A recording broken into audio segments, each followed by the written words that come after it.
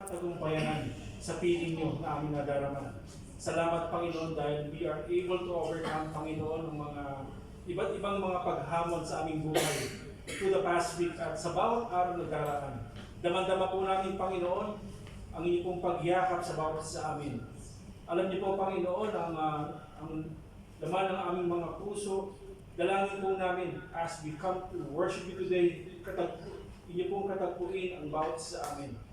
Thank you, Lord, sa inyo pong paghawak sa aming kamay sa bawat araw as we journey, Lord, sa aming pananampalataya. Kasama po ang inyong pag-ibig, aming Ama.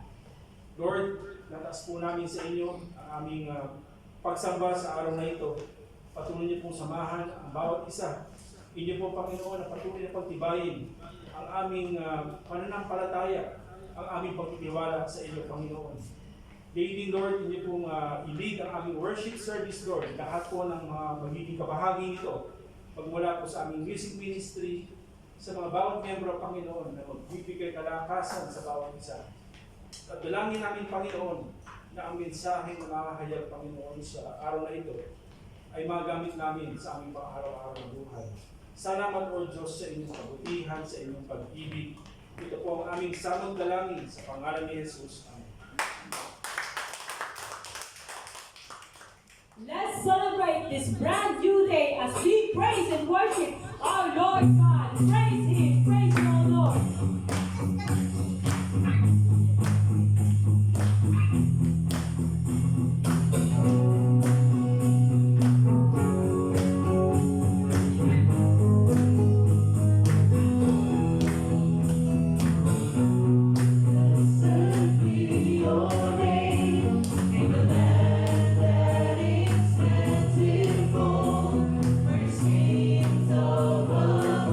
Just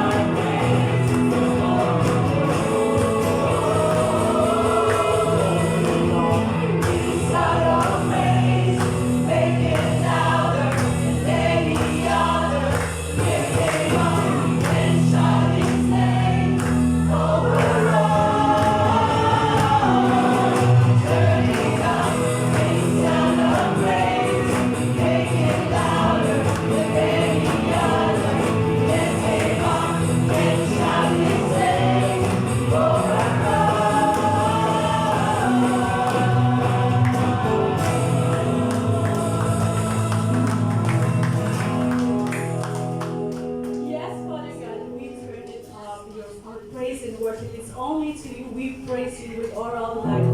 We know, Father God, that you're always with us. Whenever we are,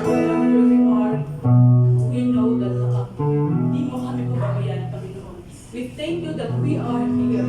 We are blessed that we are here, Panginoon. Maraming salamat sa inyong biyaya. Maraming salamat sa inyong Panginoon. Ang iyong kabutihan ay walang hanggan at magpakailanman na sa amin. We bless you. We are so blessed to be with you. We are so Panginoon, we are so blessed because you are here with us. I thank you for ang aming kapatid at sa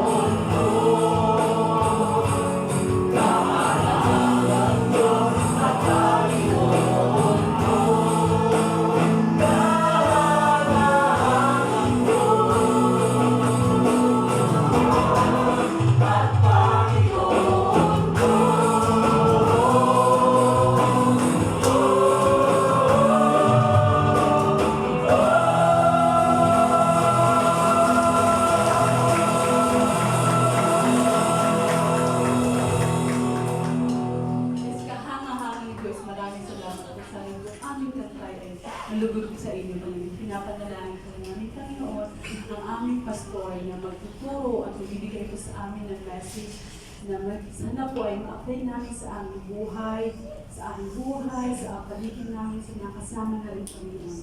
At kahit saan, mahal Panginoon, kayo po ang take this message para po sa aming isip at sa puso. Maraming salamat po ang Date na.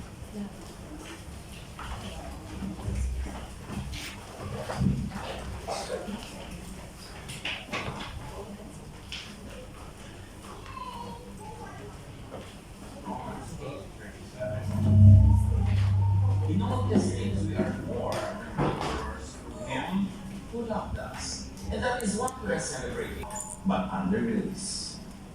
This is what we celebrate. We are under the law. Can you imagine if we're under the law, dapat tayong magdusa at magmourn at magluksa. Ang ipinagdiriwang natin sa lahat, we are not under the law.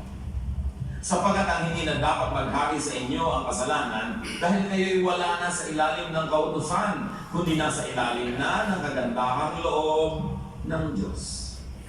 Kaya tayo natutuwa. Hindi kautusan na umiiral sa buhay natin, kundi kagandahang loob ng Diyos. Therefore, pasado tuloy tayo lahat. At therefore, dapat hindi ka mapanghusga sa iyong kapwa.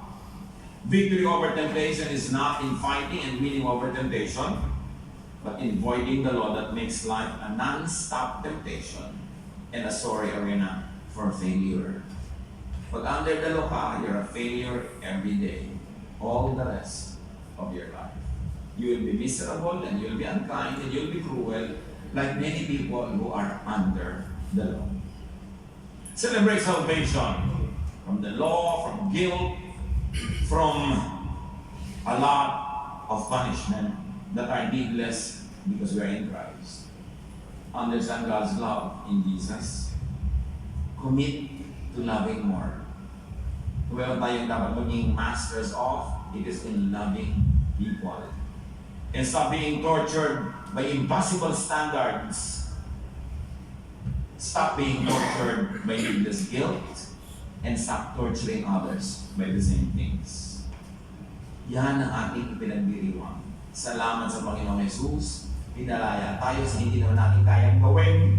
Pinakawalan tayo sa kulungang hindi natin kayang hulagpusan mag-isa. At binigyan tayo ng walang patakarang pagmamahal so that we can also be loving.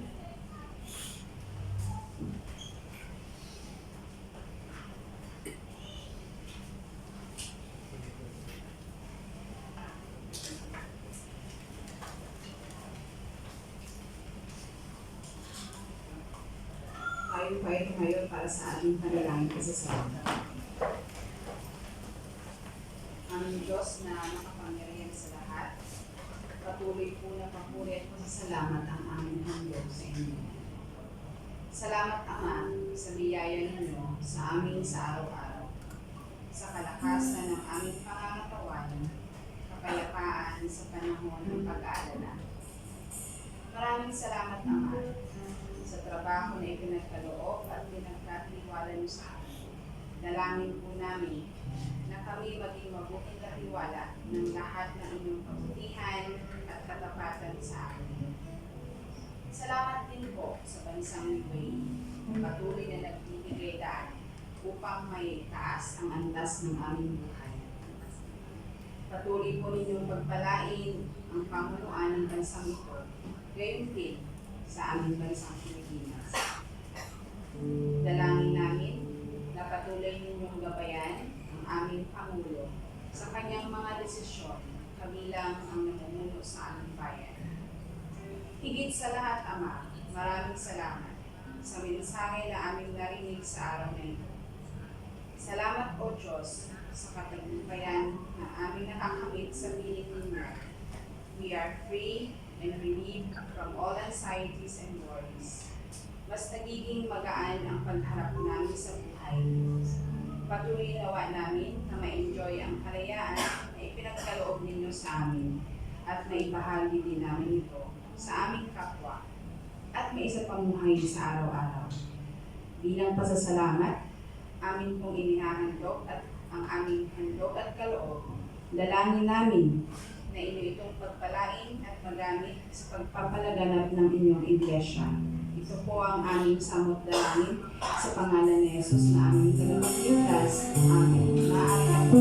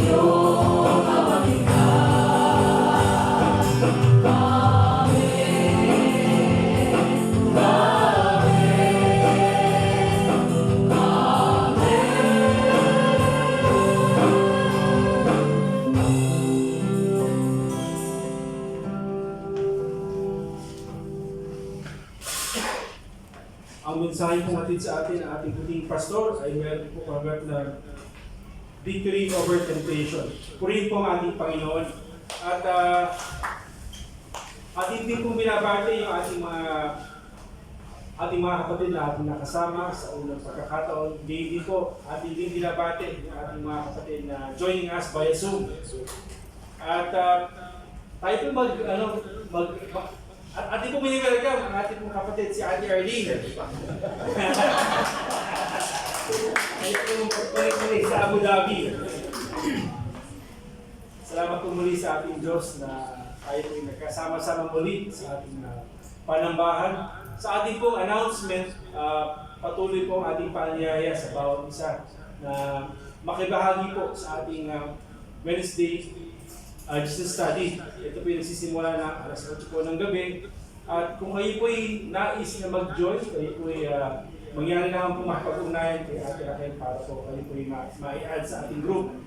Gayun din po, ang bawat sa din po ay i-encourage na makibahagi po sa ating day-by-day prayers. Yung ating pag-reach out sa ating mga kapatid sa Pilipinas na underprivileged. Kung kayo po ay may extra, mangyari lang po i-extend ang inyong pong helping hand. Mangyari po makipag-ugnayan kay Kuya Val, kay Kuya Jojo, kay Kuya Donald at kay Ate Raquel. At tayo rin po ay meron po upcoming activities sa September 21. Tayo po ay fresh na fresh sa Olympics. So this time po magkakaroon po ang Abu Dhabi ng its own version ng kanyang Olympics. At ang pagkakaalam ko po ay yung pong prizes ay mas ingarbo po. Ay naman hindi doon yung prizes. So mangyari po na pagkatabay ko sa ating Yan isa soup. mas matindi raw. May accommodation daw.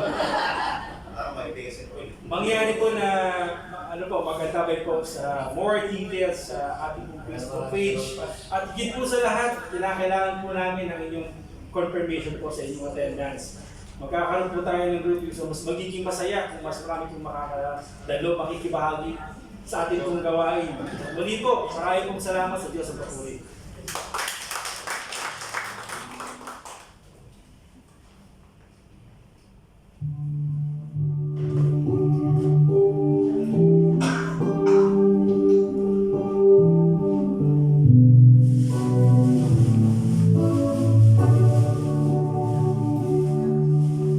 Blessed are those who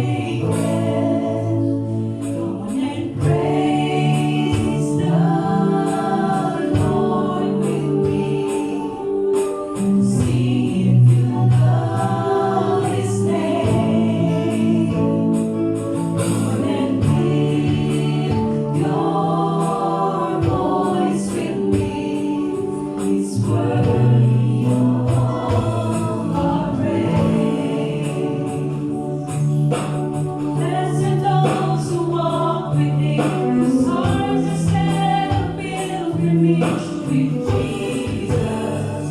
We'll see His glory.